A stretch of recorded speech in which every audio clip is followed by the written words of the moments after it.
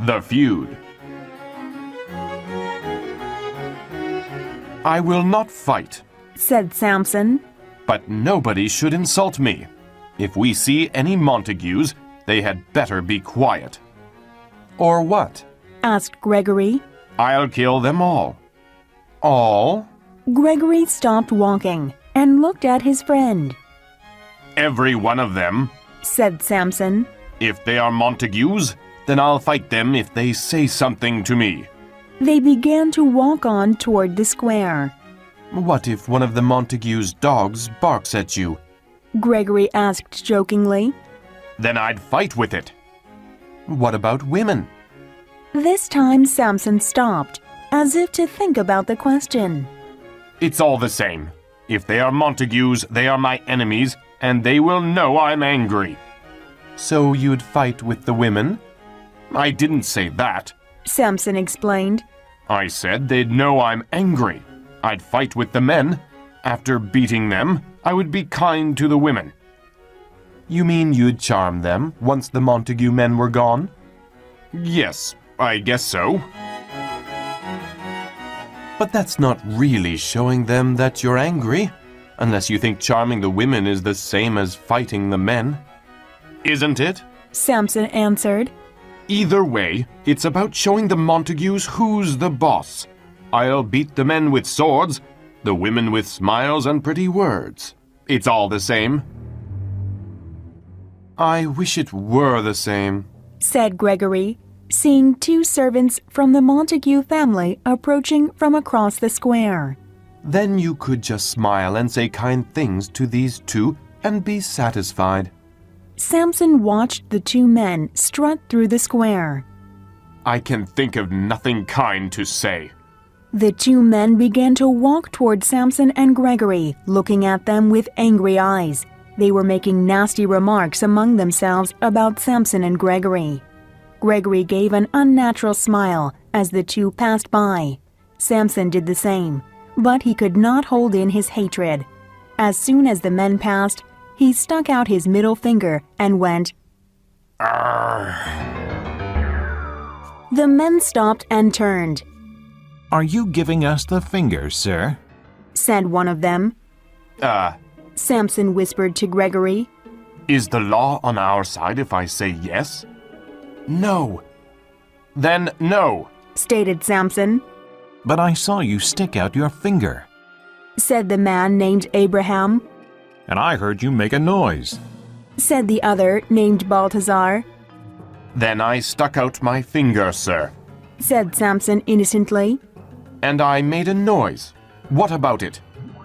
That's just like a man from the Capulet family, isn't it? Said the other man. Making rude gestures to honest people and then too cowardly to confess to it, just like a Capulet. Agreed Abraham. Cowards, every one of them. There's no reason to call anyone a coward, said Gregory.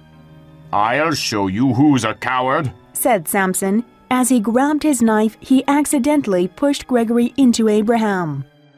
You saw that, Balthazar. He attacked me, shouted Abraham. It was too late to keep the peace. All four men wrestled in the street. A crowd gathered and began shouting and cheering. Benvolio, old Montague's nephew, heard the fighting. He didn't really like the feud between his family and the Capulets. He knew that all this hatred would only result in death and death in more hatred. But he knew the only way to stop the fighting was to jump between the angry men. Therefore, he drew his sword and ran toward the four men fighting in the square. Peace! Put your weapons away! Benvolio shouted as he pulled the men off each other. A tall man walked forward. He pulled out his sword and touched the point. It was Tybalt, Capulet's nephew, an arrogant man of 30. He was very arrogant, but he was also the best swordsman in Verona. Tybalt, said Benvolio, put your sword away. I'm trying to keep the peace. Please help me. Peace? You stand there with your sword in your hand, talking of peace? Tybalt spoke with a twisted smile. Benvolio barely had time to defend himself before Tybalt lunged at him. The crowd cheered again. Kill the Montagues! Yelled some. Kill the Capulets! Others yelled, "Kill them all!" Yelled more. Kill the Capulets? Murmured an old man who was walking out of a nearby church. It was Capulet, holding on to his young wife's arm. Give me my sword. Sword, his wife scolded. You need a cane, not a sword. I know it's Capulet. Another old man hobbled across the square. It was Montague. Lead me over to him, He said. How can you fight? You can barely walk, said Lady Montague. Then the crowd went silent and some horses neared. Aeschylus, the Prince of Verona, and his soldiers rode toward them. He circled Tybalt and Benvolio. The onlookers hurried off. Rebels! Roared the prince. Throw your weapons to the ground! Tybalt and Benvolio did as the prince commanded. Now, Aeschylus said. where are the people responsible? I'm talking about the two older men, Capulet and Montague. He searched the streets and found the two old men. You, Capulet, and you, Montague, stand in front of me. The two old men came forward. You are leaders in this city and are supposed to be moral. But instead of teaching the people how to be noble, you force them to participate in your pointless feud. Well, I've been patient for too long. He drew his sword. If your feud ever disturbs the streets again, you both will pay for it with your lives. Do you understand? They both nodded. When Montague's people returned to their palace, Lady Montague spoke to Benvolio. My Romeo wasn't in this fight, was he? No. Said Benvolio. If Romeo wasn't with you, then where is he? The last time I saw him, madam, was this morning. He was lying on the garden wall, and he looked so sad. Oh, my poor Romeo. Lady Montague clasped her hands. Do you know why? No, madam. I went over to him, but he ran away. I also have seen him in the garden looking sad. I've asked him why, but he said nothing to me. Lady Montague smiled sadly. As they reached the palace, a young man stepped out of the rose bushes. There's Romeo now, madam. Said Benvolio. Should I talk to him again? Please, said Lady Montague. She patted Benvolio's wrist and left with her husband. Good morning, cousin. Said Benvolio. Is it still morning? Said Romeo, tossing a stone into the fountain. It is only 9 o'clock. Sad hours pass slowly. Romeo threw another stone. Why do the hours seem so long? I don't have anything to make them short. You mean love. Said Benvolio happily. I thought you might be in love. Romeo threw more stones into the fountain. Out! Benvolio wasn't sure what he meant. Was he telling him to go? I don't understand, Romeo. Out! He repeated. I'm not in love, but out of love. The one I love does not love me. Therefore, I'm out of love. Benvolio slightly chuckled at what he thought was a joke, but Romeo had not been joking. Don't laugh at me. He stared at Benvolio. No, no. Benvolio said. It's just that... Romeo raised his hand. Forgive me. He said. I haven't slept in a day because I've been thinking so much. Then he noticed the blood on Benvolio's face. I didn't even notice that you have been injured. It's nothing. Said Benvolio. Just the usual fight with the Capulets. I should have been with you. Maybe I couldn't help, but perhaps one of the Capulets would have stabbed me and put me out of my misery. You aren't serious. But something in Romeo's eyes said he was. I hate to see you like this. Hate? Romeo yelled, grabbing Benvolio. Hate to see me in love? Then you hate me. He shook his cousin. Maybe you would rather see me in hate. Is that it? Montagues love to hate, fight, and kill. But whether we love to hate or love to love doesn't matter. It's all the same passion, and it will kill us all the same. Benvolio didn't like what Romeo had said. After all, he had risked his life to stop a fight earlier. But he knew that Romeo was right, and that the problem with the family was because of excessive passion. He also knew that Romeo possessed that same passion. He wanted to help his cousin. Can you tell me who it is that you love? A woman. He mumbled. Yes. Said Benvolio. Who? Rosalind. Said Romeo. Rosalind? Benvolio brightened. Things may be all right. I know she will be at a party in the Capulets' house tonight. In the Capulets' house? My father's enemy? I cannot enter the Capulets' house. I will surely be killed. Although, that may not be so bad. Cousin. Said Benvolio. Mercutio, one of our friends, is invited to the party. We can go with him. We will wear masks so no one will recognize us. Romeo looked up happily. Not ready to die yet, eh? Benvolio was glad to see Romeo look a little happier. But I warn you, there will be so many pretty girls there that you will forget about Rosalind. Oh, Benvolio, there is no one more beautiful than her, and I would not want another.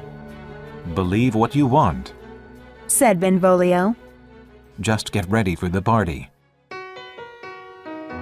Capulet, drinking some cool water, leaned back in his chair. I'm glad that Montague has to follow the same rules as me. Both of us will die if either of us breaks the peace. He laughed. Break the peace? That's funny. Why? Asked Capulet's kinsman Paris. Because the two of us are too old to break the peace. Old men like us should be able to stay out of a fight. That's true, sir. But what about your young kinsmen? They don't always think clearly when they are angry. Yes, Said Capulet. the young think with their hearts and not their heads. But they will listen to their elders. Let's hope so. Said Paris. You both are such gentlemen. I can't believe this quarrel has continued for so long. Truly, and I think I've even forgotten how it started. Capulet laughed again. Paris laughed with him, but he wanted to change the subject. Have you thought about my request? Your request? I had almost forgotten. Said Capulet. Are you opposed to the marriage? Asked Paris. No, Answered Capulet. though I'm not really for it either. You are a fine young man, but Juliet is so young. Give her 2 more years. Many ladies younger than her are already mothers. Paris gently objected. Because they married too soon. Snapped Capulet. But he knew that Paris was right. His wife was Juliet's age when they married, but Capulet wasn't ready to see his only daughter get married. However, there was no reason why she shouldn't get married. After all, she couldn't stay his little girl forever. I think I have upset you, Said Paris. You are her father, and you know what is best for her. Wait. Said Capulet. Paris stopped.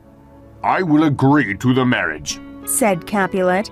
but the final decision is hers. Come to the party tonight. If she agrees to marry you, then you will have my blessing. Thank you. I will. Cried Paris as he walked out of the room.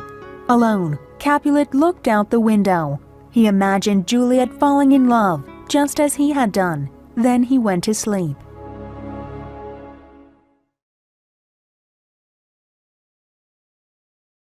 Chapter 2. Love at First Sight. "Nurse!" called Lady Capulet. "Coming, madam," yelled the nurse as she ran down the stairs. "Where's my daughter?" demanded Lady Capulet. "Where are you, Juliet?" the nurse shouted up the stairs. Juliet appeared at the top of the stairs. Her long black hair looked beautiful. "Now," began Lady Capulet, "you are old enough to get married. So tell me, Juliet, how would you like to be married?" Juliet thought the question was awkward. She didn't want to defy her mother, so she chose her words carefully. "I've always dreamed of getting married," she said politely, "but I'm still too young to think of marriage." Lady Capulet knew this would be difficult, so she spoke directly. "I will be brief. The brave Paris wants to marry you." "What do you think, Juliet?" spoke Lady Capulet. "He will be at the party tonight. Take a good look at him before you answer." "I will look," replied Juliet. Lady Capulet couldn't tell if Juliet was happy and wondered if she could love Paris. Come on, Yelled Mercutio to Romeo and Benvolio. We're going to be late. I thought a man in love could fly here on Cupid's wings. Mercutio laughed. You're wrong, Mercutio. Romeo said. Love is burdensome, so a lover's feet are slow. Does that mean you can't dance tonight? Mercutio asked. If I was in love, I would dance. Well, we don't have time to talk. We are already late. I am sure we've missed dinner and will miss the dance if we don't hurry, said Benvolio. It's okay if we are late, said Romeo. I fear tonight will be a disaster. Okay, said Mercutio. We'd better hurry then. I don't want to keep a man in love from his disaster. They hurried down the street and arrived at a gate. Just beyond was a large hall, and they could hear the sounds of music and laughter. Let's put on our disguises, said Mercutio. Otherwise the doorman will not let us enter since we are Montagues. The three entered the party wearing masks. Mercutio and Benvolio joined the dance, while Romeo walked among the crowd of people. He was hoping to see his beloved Rosalind. But Romeo saw someone else. She seemed like a picture. She moved effortlessly, as if she was floating on air. She was so beautiful. She was like an angel. She is so beautiful that she makes the stars shine bright, Romeo mumbled to himself. He walked as if in a trance. Was I really in love before now? He asked himself. No. He answered aloud. No, I have never really seen beauty before tonight. He lifted his mask, hoping the lady would see his face. She did. What's the matter? Asked Paris as Juliet stopped dancing. Nothing, she answered. Something is in my eye. They continued dancing, but Juliet couldn't stop looking at the person she had just seen. Neither could her cousin. A Montague, Tybalt said angrily. He comes to our party masked to make fun of us. What's the matter? Asked Capulet as he walked over to Tybalt. Uncle, said Tybalt, pointing to Romeo. He is a Montague. Capulet looked. It's young Romeo. Romeo! Shouted Tybalt. Calm down, nephew, said Capulet. Leave him alone. He appears to be a gentleman. Be patient and don't think about him. Too late, replied Tybalt. Capulet didn't like that Tybalt was being rude, but he tried to reason with him. It's what I want, he said. Please respect my wishes and be happy. Sad people don't belong at parties. Sad people belong at parties when an enemy is a guest. I cannot tolerate him. You will tolerate him, Capulet scolded. Tybalt turned his back on his uncle. How can you turn your back on me? Shouted Capulet, grabbing Tybalt and spinning him around. I'm the master here, and I said to leave him alone. It's terrible, muttered Tybalt. It is, but you're being childish, said Capulet. Childish? I'm 30 years old, answered Tybalt. Will you be a man if you cause trouble with my guests? Their voices became loud. The musicians stopped playing and the guests stopped dancing. "Excuse me, my lady," said Paris to Juliet. "if I'm to be your husband, what your family does affects me. I had better see what the problem is." Of course, answered Juliet, but she didn't even hear what he said. It was good that he was leaving, though. Capulet noticed that they were being too loud. There's nothing to be concerned about. Please continue dancing and having fun, he declared. Then he pinched Tybalt's cheek and told him to go and dance.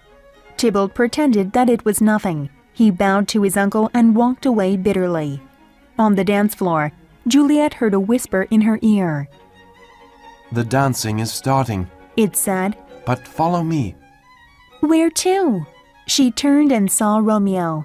Even with a mask on, he was the most handsome man she had ever seen. She followed him to a private spot. Romeo removed his mask and took Juliet's hand. "Your hands are gentle," he said. "You are like an angel, and I would like to give you a tender kiss." Juliet felt excited as the blood rushed to her head, but she kept calm.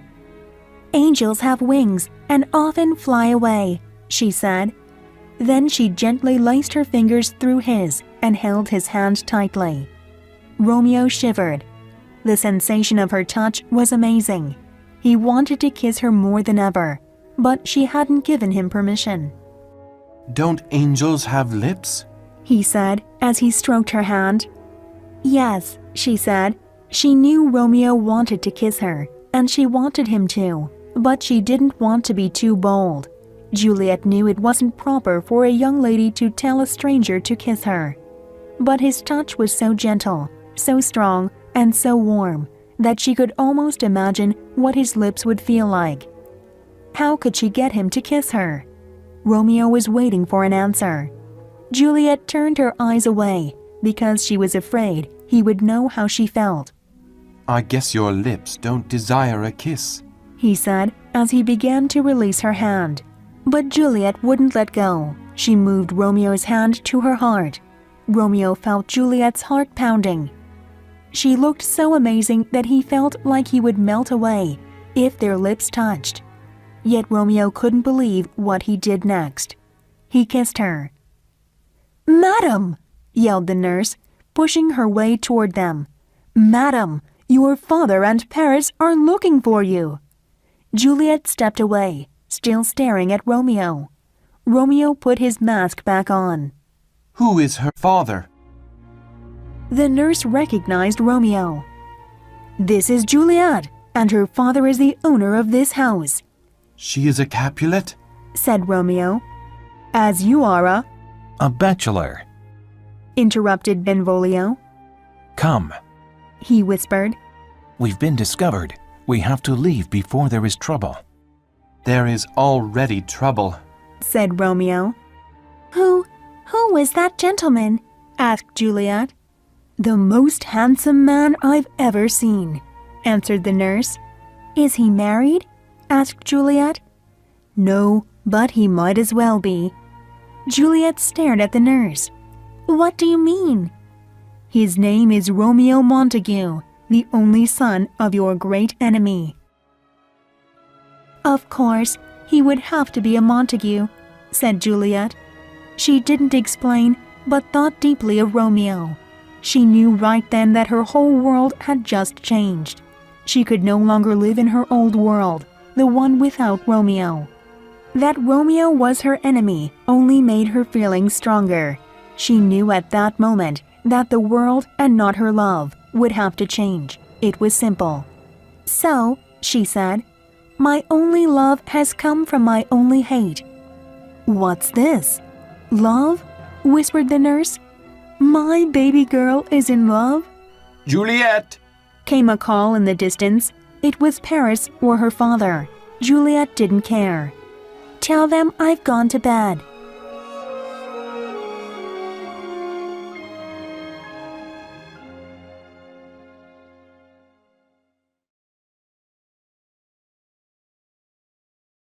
Chapter 3 The Secret Wedding.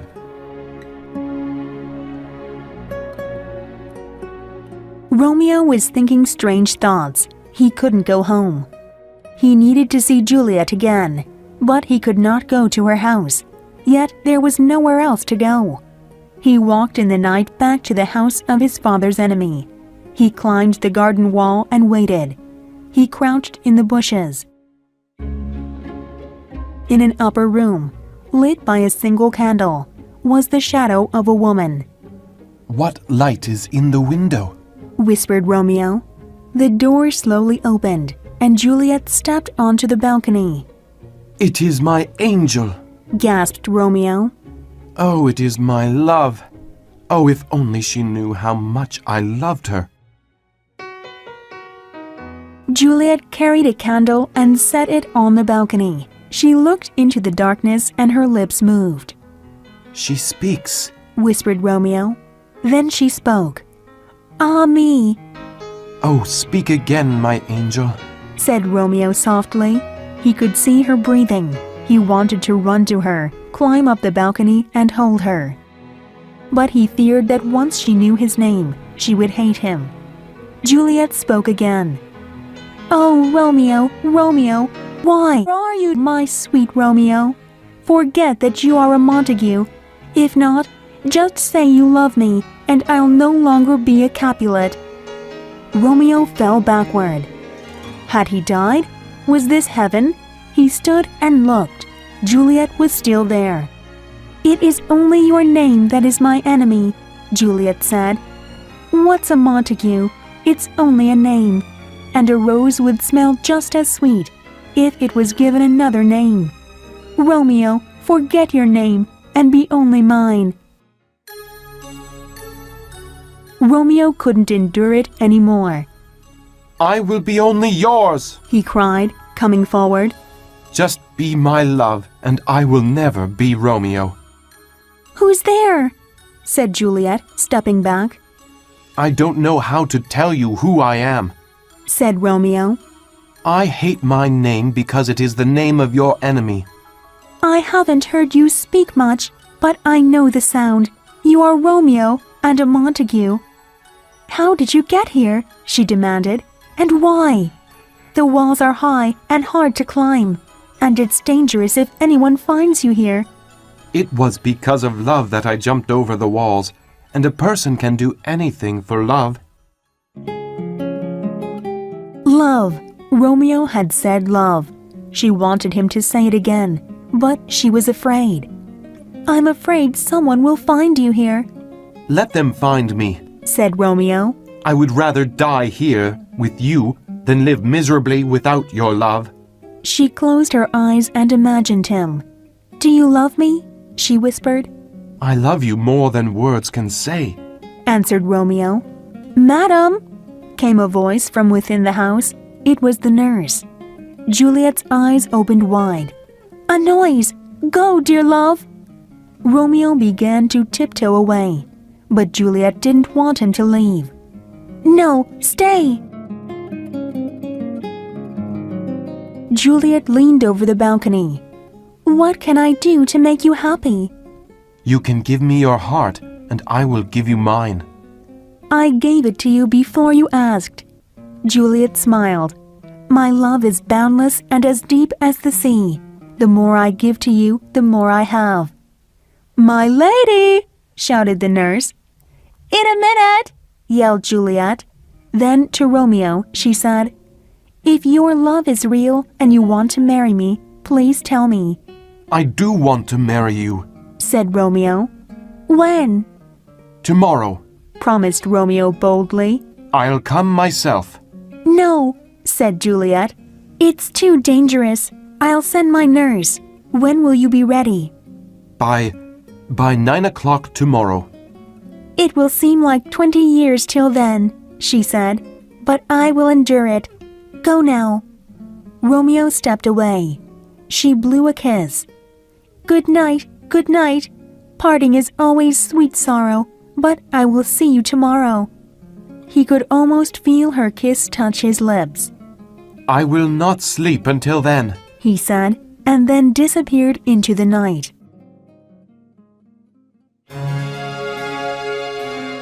Friar Lawrence was working in the garden.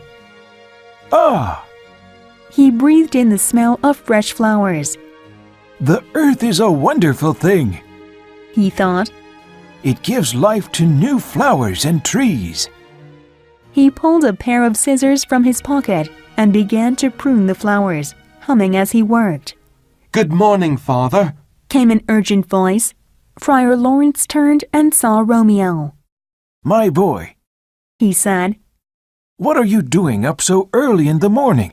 I've never known a young man to wake up so early. He smiled warmly. Or maybe you did not go to bed last night. I didn't go to bed, but I got the sweetest rest anyway.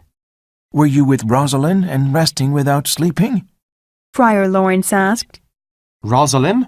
I have forgotten all about her. That's good, my son. But then, where were you? Dancing with my enemy. Romeo exclaimed. That's where I forgot about Rosalind and learned what true love is. Friar Lawrence rubbed his eyes. You're confusing me, Romeo. He said. Speak directly. I love Capulet's daughter, Said Romeo. and she loves me. We've just met, but our love is everlasting. We have sworn to marry. You must marry us today. Marry you? Friar Lawrence shook his head. You cried for Rosalind only yesterday. Now you say you will marry another? Didn't you scold me for loving Rosalind? I scolded you for idolizing her. Didn't you tell me not to love her? Yes, but not to fall in love again so quickly. You are too passionate. Don't we all live by passion? We live by reason. Insisted Friar Lawrence. We die by our passions. Well, then praise me for being reasonable. I now know you were right about Rosalind. I wasn't in love with her, but Juliet is perfect, and it's reasonable to love perfection, right? You must marry us. Friar Lawrence looked out at the sunrise. He couldn't believe what he was hearing. How could he marry someone so young and naive, and without the parents' consent? Father, Asked Romeo impatiently. The friar didn't answer. He continued thinking. Maybe a marriage would force peace between the fighting families. You have not persuaded me, Romeo.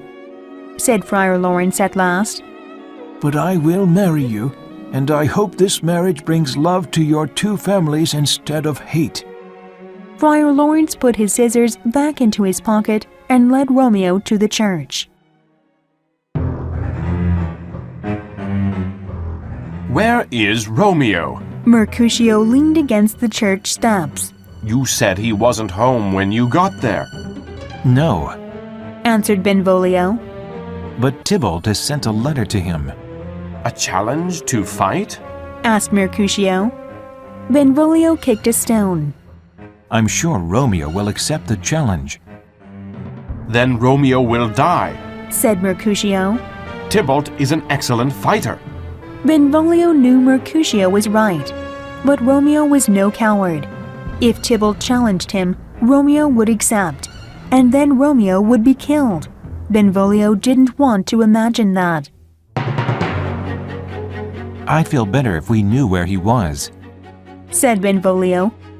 There is our poor lover now. Pointed Mercutio. Romeo! Cried Benvolio. Why did you run away from us last night? Asked Mercutio. I'm sorry. Said Romeo. I had something very important to do. What were you so concerned about? About our friend. Said Mercutio. He's been so worried about love lately. We thought he might have done something terrible. Have you seen the letter, Romeo? Asked Benvolio. Letter? Yes. Said Mercutio. From the house of Capulet, your enemy. Romeo's eyes lit up. From the house of Capulet? What did it say? Why do you sound excited? Asked Benvolio. Is it news? Asked Romeo. I'm so in love. It seems like 1,000 years since I last heard her voice. Where is the letter? What do you mean, her voice? asked Benvolio, puzzled. He's crazy. Said Mercutio. And I must be too. He rubbed his eyes. Is that an elephant coming toward us? They all looked up and saw Juliet's nurse walking toward them. Oh, I see. Said Mercutio, loud enough for the nurse to hear. It's just a fat lady. Fat lady! The nurse turned red with anger and ran toward Mercutio. You have no manners! Stop this. Yelled Benvolio. Both of you, calm down. I was looking for young Romeo here, but I'm sad to see him with such rude men, said the nurse. Take him with you. Said Mercutio. A man in love is not good company for bad-mannered men like us. What can I do for you, madam? Asked Romeo. Can I talk to you in private, sir? Asked the nurse. They stepped aside. The nurse studied Romeo. My young lady has told me everything. I have a message from her. But first, she is so young. So do you only pretend to love her? Pretend? Protested Romeo. I cannot pretend. With Juliet, I have discovered myself. My heart, my mind, and my soul belong to her. The nurse no longer doubted Romeo. She looked into his dark eyes. He was so handsome. Romeo interrupted her stare. Are you happy with my answer? She blushed. My lady loves you, and she is very precious to me. What is important to her is important to me. Oh, dear Romeo, she said, you are going to make Juliet very happy. Romeo smiled. I plan to, he said. I've talked with Friar Lawrence, and he has agreed to marry us. Create a plan and bring Juliet to the church so we can be married. Married, said the nurse. How beautiful. Bring her as soon as you can. Juliet paced back and forth in her bedroom. She was so impatient. I sent her so long ago, she thought. Why is she so slow? She sat down but stood up again. The nurse had been gone for over 3 hours. How long does it take to walk to the town square? The door blew open, and Juliet heard footsteps coming up the stairs. Oh, here she comes, cried Juliet. She opened her bedroom door. Oh, what happened? She begged. Did you meet with him? Why do you look so sad? Just a minute, said the nurse as she reached the top of the stairs. I'm out of breath. Juliet shook her. Tell me, is it good news or bad news? The nurse pinched her cheek. You told me his face was more handsome than anyone's, but his hands, his feet, and his whole body are better too. The nurse fell onto the bed. Juliet jumped on top of her. I know, she snarled. But what did he say about our marriage? He said something about it. Oh, you tease me, cried Juliet. Am I going to be married today or not? The nurse grinned. You didn't want to get married with Paris so quickly. Why are you so eager to marry this Romeo? Juliet stood up and straightened herself. I'm not eager, she said. But what did Romeo say? Do you have to go to confession today? Stop teasing me. Tell me what Romeo said. Juliet was frustrated and fell onto the bed. The nurse felt sorry for her. Okay, I was only teasing you. A young woman that is going to get married can forgive me. She smiled. Married? The word echoed in Juliet's head. Now, if you want to make any confessions, you have to go to church. There, you will find a young man who is eager to marry you. She smiled again. Juliet gasped. Juliet hugged the nurse. Thank you, she cried. Let's go right now.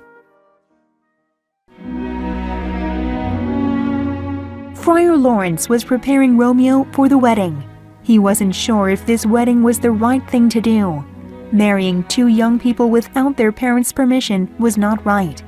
He wanted this marriage to bring the two families closer together, but he wasn't sure if it would. Will they get angry? Will they get angry with me? He thought, Amen already. said Romeo. He was impatient from waiting on Friar Lawrence. Calm yourself, Romeo. Scolded Friar Lawrence. You need to live and love moderately. If not, neither love nor life will last long. But he knew Romeo wouldn't be calm, neither would Juliet. Then Juliet came running toward the church. I should send both of them home. Thought Friar Lawrence, but he knew he couldn't do that. Good afternoon, Father, sang Juliet. She jumped into Romeo's arms. Juliet, Cried Romeo, holding her. please tell me you love me as much as I love you, and how happy you will be after we are married. I love you so much that words can't describe it, she said, and kissed him. Okay, enough. Said Friar Lawrence, separating the two. Let's hurry with the wedding. Friar Lawrence took them to the altar. Then he quickly performed the wedding ceremony. When he was through, he left them to pray, and he went to the garden to think. The nurse found him there. Romeo isn't welcome in Juliet's house, she said, nor she in his. What are they going to do? I haven't thought about that. Replied Friar Lawrence. Maybe they can tell their parents soon. Father, the nurse smiled. They are newlyweds. They want to be together. You are like a mother to Juliet. You should have thought about this problem before the wedding. Snapped Friar Lawrence. You married them, she replied. You should have thought about this problem too. They need our help, so how can we solve this problem? Asked Friar Lawrence. Their parents will kill us if they find out about this. We have to keep it a secret for a while. But we have to give these two time to be man and wife together. I'm sure they'll be okay after a while. Right. Agreed Friar Lawrence. Take Juliet home. I'll help Romeo find a way to go into her bedroom tonight. That should solve the problem for a while. We'll worry about the parents later.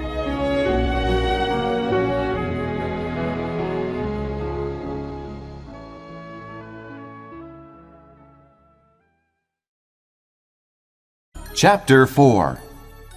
The Sword Fight in the Square. A messenger came and gave Benvolio some news. It was the Capulets. They were looking for Romeo. Tybalt is really angry. Benvolio said to Mercutio. I think we should get out of here. I won't go. Said Mercutio. I don't want to be here when they come. Insisted Benvolio. I don't want to get into a fight. Just then, Benvolio saw Tybalt and some of his friends making their way across the street. Oh no! Said Benvolio. Here come the Capulets. Let's go. I'm not worried about them. Replied Mercutio. It was too late to leave. Good afternoon. Said Tybalt. Can I speak with one of you? Speak with us? Said Mercutio. That's a strange way to ask someone to fight. I will fight if you give me a reason. Answered Tybalt, putting a hand on his sword. He stepped closer. Mercutio, Romeo was with you last night, right? Where is he now? Do I look like a slave? Asked Mercutio. Am I supposed to answer your every question? Even if I did know where Romeo was, I wouldn't tell you. Tybalt drew his sword. Gentlemen, Interrupted Benvolio. either stop this fight or go somewhere else to finish it. Everyone is watching us. No need. Said Tybalt. He saw Romeo walking toward them. Here comes my man. Your man? said Mercutio, teasing Tybalt. Is he one of your servants? A mistake. Said Tybalt as Romeo came up to them. I should have called him a villain instead. He looked at Romeo. Romeo just smiled. Tybalt, He said, I love you, so I will forgive your anger. You will soon learn that I'm not a villain. Until then, goodbye. Tybalt thought Romeo was just making fun of him.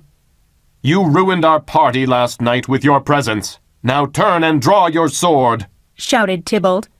I've never hurt you, Tybalt, and I couldn't now. I love you like a brother. More like a brother than you know. He bowed. Be happy. Mercutio looked at Romeo. He's being dishonorable. Why is he acting like this? I think he's being reasonable. Said Benvolio. Let's peacefully go away and be happy. I'll be happy when Tybalt is dead. Said Mercutio. Tybalt lifted his sword. I'm ready for you. Tybalt, Mercutio, Said Romeo. put your swords away. Mercutio pushed Romeo aside and lunged at Tybalt. Tybalt stepped aside. Then he began swinging his sword at Mercutio. Tybalt, Mercutio, the prince has forbidden this. Stop! Romeo shouted. Benvolio, help me stop this fight. Romeo stepped between the two and grabbed Mercutio, but Tybalt kept coming. Mercutio tried to defend himself, but Romeo was holding him too tightly. Tybalt's sword stuck into Mercutio's chest.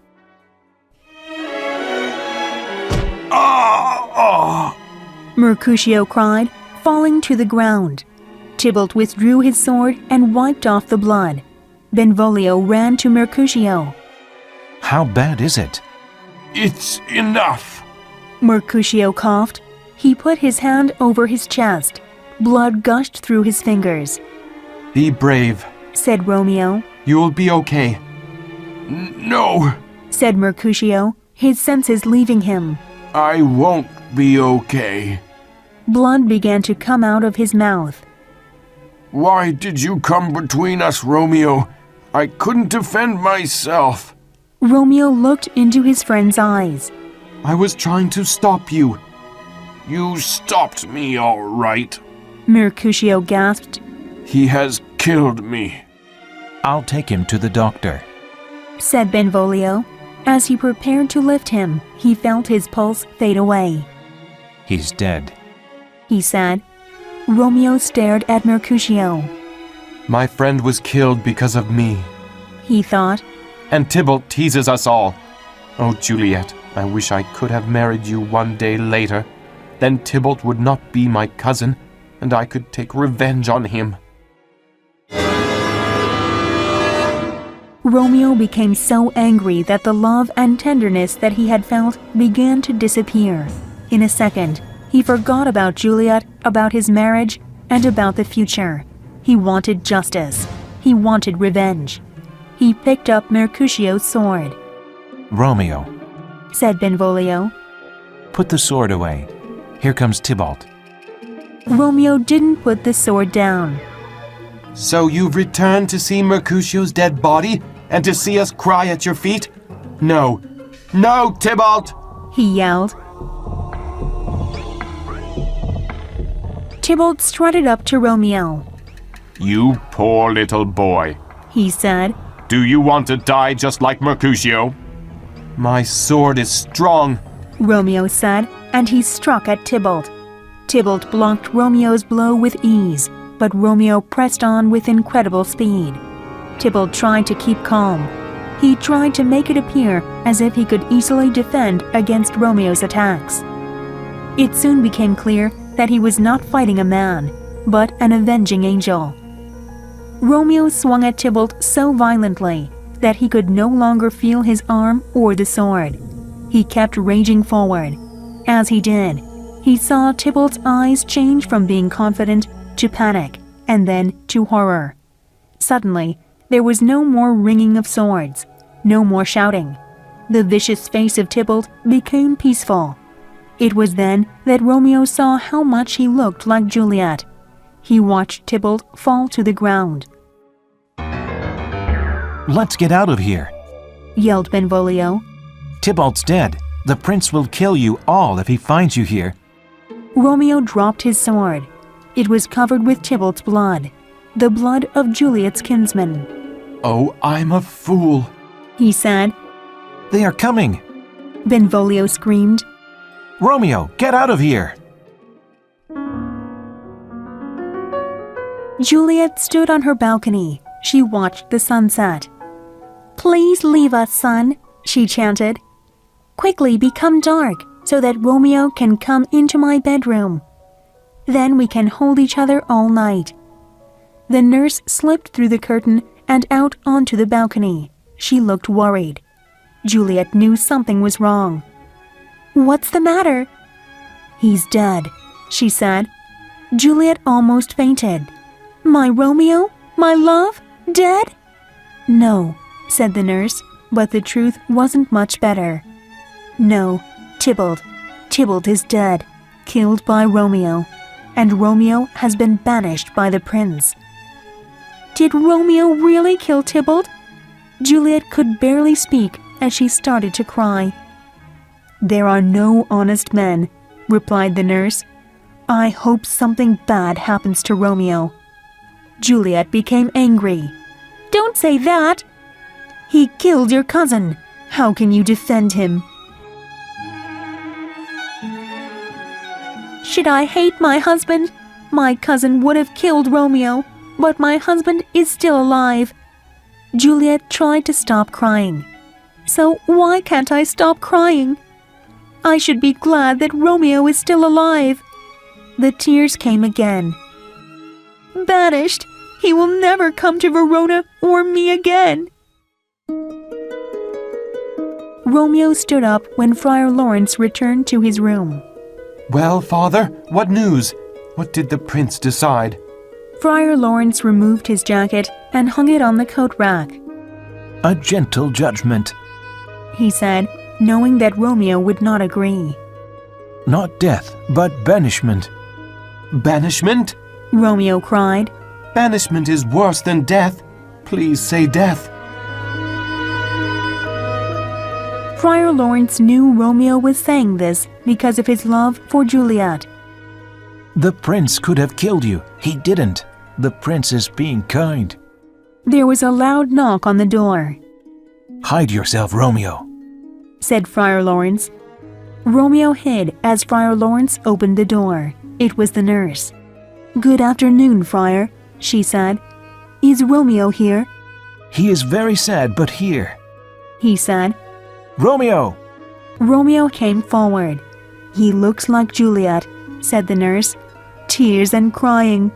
You break my heart, nurse, said Romeo. to speak of Juliet. And you broke her heart, she said. She wants to see Tybalt and you, but she can't see either. Because I'm the bad guy that murdered her cousin, said Romeo. I will make Juliet happy and kill that bad guy. He pulled out his knife and placed it against his chest. Don't do that. Friar Lawrence knocked the knife out of Romeo's hands. You amaze me. You killed Tybalt by mistake. But if you kill yourself, you will also be killing Juliet. She is still alive. Will you abandon her by killing yourself? The prince has given you life. Calm down and think about what you will do. Romeo collapsed in a chair.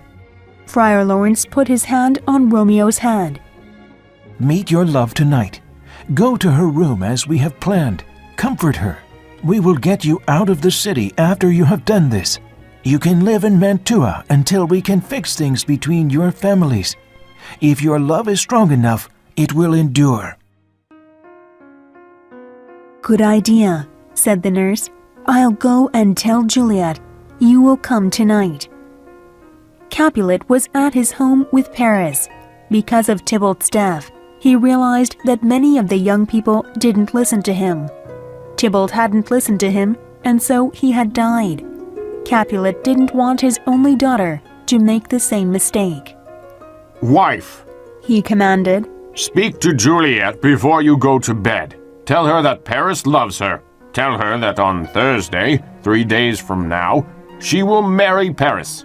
Lady Capulet bowed and laughed. Is this okay with you? Capulet asked Paris. Of course.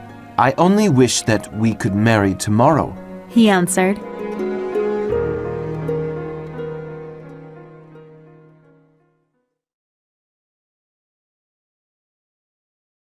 Chapter 5. The Secret Plan. Upstairs in Juliet's bedroom, Romeo kissed his lover's lips.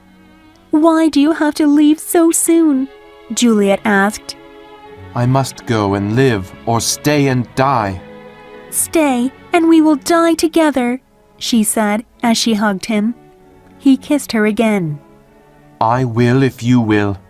"My lady," whispered the nurse as she opened the bedroom door. "Your mother is coming," Goodbye, my wife, my love. said Romeo.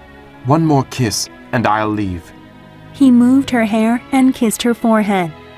"My husband," said Juliet, "I must hear from you every day," Goodbye. he said again. I'll write you every day. "When will we meet again?" Soon. "Hurry!" cried the nurse. "I'm frightened," said Juliet. Trust me. Romeo said. He kissed her and climbed down the balcony. "How are you, Juliet?" Lady Capulet asked, opening the door. "I'm not well," said Juliet, dressing quickly. "Still crying over your cousin's death?" Lady Capulet asked. "We are all upset." Her mother then gave her the news. "Next Thursday morning, you will marry Paris at St. Peter's Church." "No, I will not!" Juliet yelled, before she had time to think about what she was saying. Lady Capulet was angry. "You disobey?" "I mean," Juliet said, "it is impossible." Footsteps were coming up the stairs outside the bedroom. "Your father is coming. Tell him yourself." Capulet came into the bedroom. "Father," Juliet said, "I cannot marry Paris," But I desire you to marry him. Capulet said. "I understand, but I cannot. Do my desires mean nothing to you? They are very important to me, but I'm unable to marry Paris," How can you disobey me? yelled Capulet. Am I the master of this house? You will marry Paris next Thursday. "Please, father," cried Juliet, falling and grabbing her father's ankles. "You've always let me make my own decisions. Please, let me make my own decision now." Decisions? I'll give you a decision to make. Marry Paris next Thursday, or never look at me again. Don't speak. Just do it. he said. Juliet cried and held her mother. Lady Capulet pushed her away. "Your father is only doing what's best for you. Don't speak anymore." She left Juliet alone with the nurse. "How can we prevent this? Say something. What can I do?" The nurse didn't have an answer. She knew if Juliet was gone, she would have no job and wouldn't be able to support herself. "Nurse," pleaded Juliet. "All right," she said. "Here is my advice. Romeo's banished and can never come back. He's the only one that knows you're married. Well, I know, and Friar Lawrence knows, but we won't say a word. Do you understand? If you marry Paris, only Romeo can challenge the marriage. But he won't, because he will never come back to Verona." Juliet was shocked. "Are you serious?" She looked into the nurse's eyes. "It's the only way," she said. "Paris will make a lovely husband." "Thank you, nurse," said Juliet stiffly. "You don't have to say anything else. Go tell my mother and father that I will marry Paris." The nurse felt sick to her stomach as she watched Juliet go to the door and hold it open. The girl was like her own daughter. Juliet had come to her for help, and all she could do was lie. What was worse, Juliet knew that she had lied. "I said I will do it, nurse," said Juliet, crossing her arms. "So you may go. I will go to Friar Lawrence in the morning and confess my sins." Meanwhile, Paris was at the church talking to Friar Lawrence. Thursday is too soon, Said the friar. That's what her father wants. Said Paris. but what does Juliet say? She is too upset because of her cousin's death. Paris explained. But her father says she will marry me. I'm sorry, Said Friar Lawrence. but you are hurrying this wedding and you don't even know what Juliet thinks. I don't like it. "Friar Lawrence!" came a voice. Friar Lawrence looked down the path and saw Juliet running through the garden. Oh, someday she will call my name and run to me like that. Said Paris.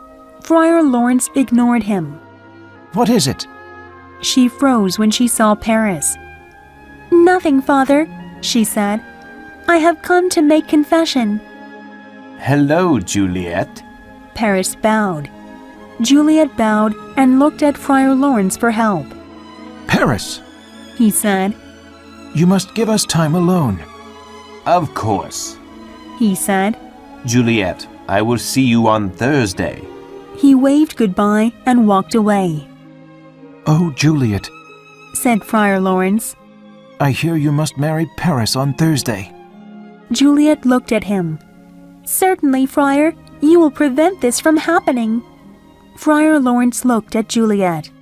Please understand. "I see how it is," said Juliet. "First my nurse and now you. You married Romeo and me, but now you won't prevent this second unlawful marriage." She angrily walked away, but stopped short and turned. "You amaze me, you older people. You are so brave when there is nothing to fear, but when there is trouble, you run away. Is this the wisdom of older people? Well, I was prepared for this." She pulled out a knife. Juliet, Exclaimed Friar Lawrence. what are you doing? She put the knife against her heart. "Since you will not help, this knife will solve our problem," Wait, cried Friar Lawrence. there is another way. "How?" Friar Lawrence thought quickly. Here, He said, pulling some flowers from his garden. I will make a potion from these flowers. The drink will cause a death-like sleep.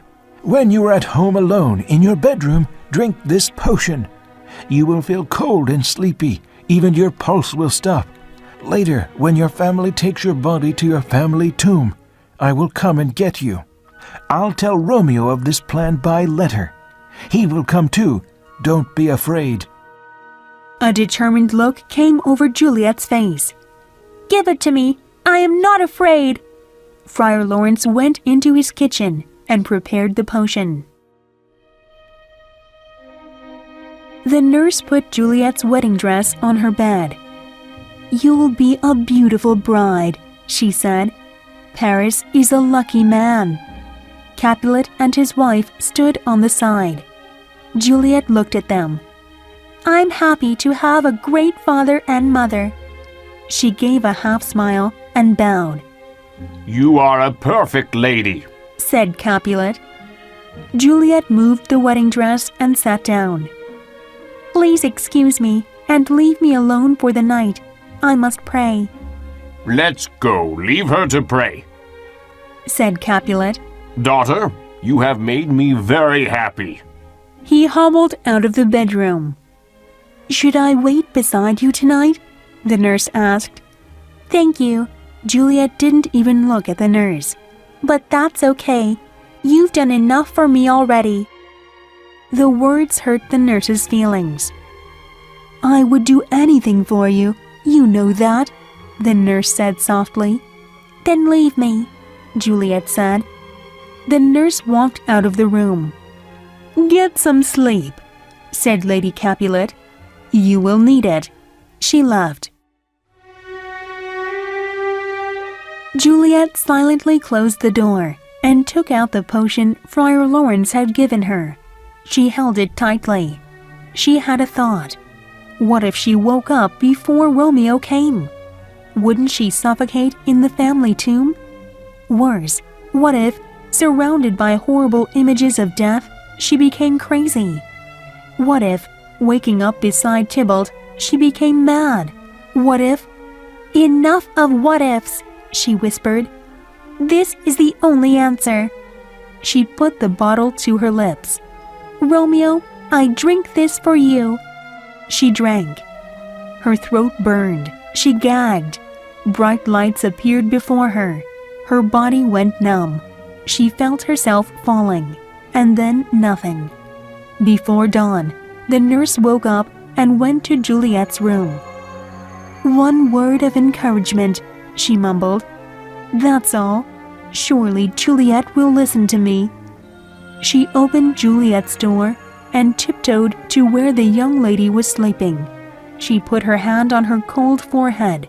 Her scream woke up the entire house.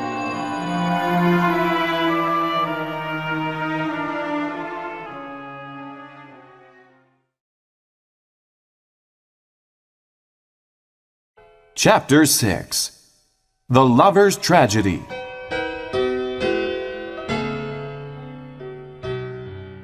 Balthazar's hand shook as he opened the door of Romeo's apartment in Mantua. Ah, Romeo said. news from Verona? Do you have a letter from the friar? How's my father? How's my Juliet? Her soul is with the angels, answered Balthazar. Her soul is always with the angels. Romeo smiled. But what about the rest of her? Her body is in the Capulet's tomb. Romeo rose from his desk. What do you mean? I saw her body in the tomb. She is dead. That can't be true. I wish it weren't true. Go, Balthazar. Get me a horse. Meet me by the city walls. I will leave tonight. Please don't go, sir, said Balthazar. You are angry and nothing good will happen because of this. Romeo gathered his things and packed them into a bag. You are mistaken. This is not anger. It is a reasonable response to these events. Now go and do what I told you. Balthazar laughed. Juliet, said Romeo, I will lie with you tonight. But how? He wondered. Then he remembered. There was a man in Mantua who sold strange drugs. He threw his bag over his shoulder and walked out.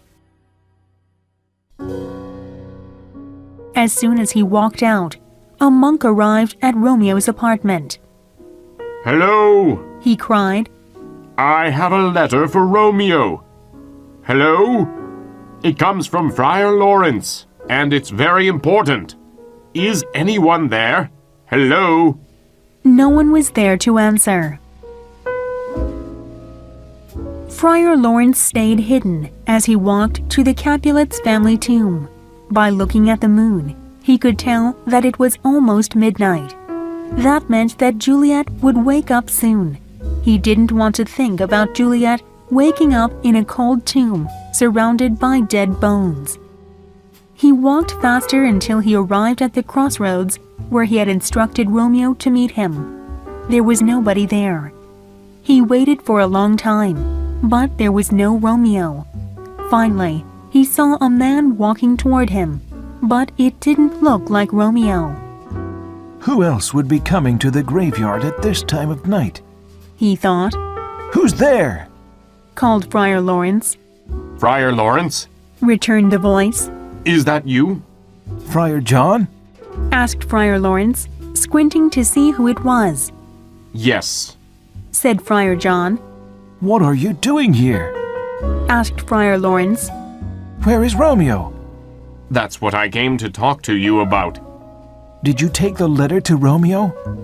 I never got the chance to, said Friar John. I was stuck at the customs house. By the time I got to Mantua, Romeo was gone. Oh no, said Friar Lawrence. I'm sure he has heard about Juliet's death by now and dear God, what has he done? You seem upset, my brother. Go to my house.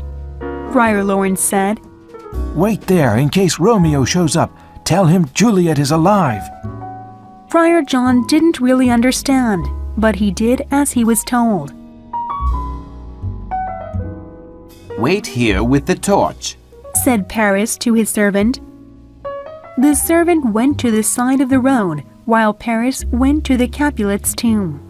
He dropped flowers in front of the tomb. This, he told himself. I will do this every night to show how much I loved Juliet. As he dropped the flowers, he heard his servant whistle. Was it a ghost? Paris looked across the graveyard and saw a man approaching. He hid himself behind a large tombstone. It was no ghost, thought Paris. It was Romeo with a crowbar, the man who killed Tybalt. Now he has come to destroy the tomb. Not while I'm here. Romeo started to open the door with the crowbar. Stop right there, villain! Paris commanded, stepping forward. Don't try to stop me, Romeo said without looking up. Leave me alone. The door groaned open. Paris grabbed Romeo by the arm. When Romeo felt his hand, he spun around and swung the crowbar, hitting Paris in the head. Paris fell dead to the ground.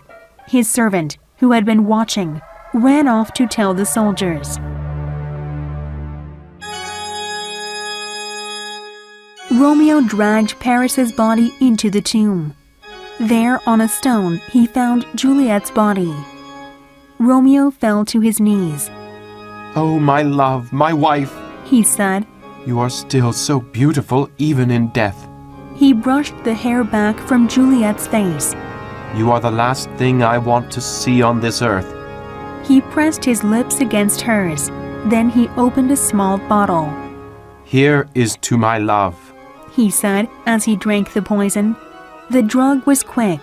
He placed his lips on Juliet's once more. With this kiss, I die. His body shook, and then he died. Who's in here? Called Friar Lawrence as he entered the tomb. He lifted his torch and saw Paris dead on the ground. Then he saw Romeo dead at the base of the stone where Juliet was lying. If only I had been here 1 hour earlier, then I could have saved them both, he mumbled. Juliet groaned. And now the lady awakes. Juliet rose up and saw Friar Lawrence. Friar, she said, where is my husband? Horses could be heard in the distance. I hear some noise, said Friar Lawrence. Let's leave right away. Where is Romeo? Demanded Juliet. They could hear voices coming closer. I cannot stay, whimpered Friar Lawrence. Romeo is dead on the ground. Paris is also dead. Now, come on. You may go, she said, kneeling to examine Romeo. My lady, I have to go. Then go, Juliet said, but I cannot. Friar Lawrence looked at Juliet and then ran out of the tomb. What's this? Thought Juliet. A bottle in Romeo's hand. It's poison. She looked at the bottle. You drank it all and didn't leave any for me. She took the knife from Romeo's belt.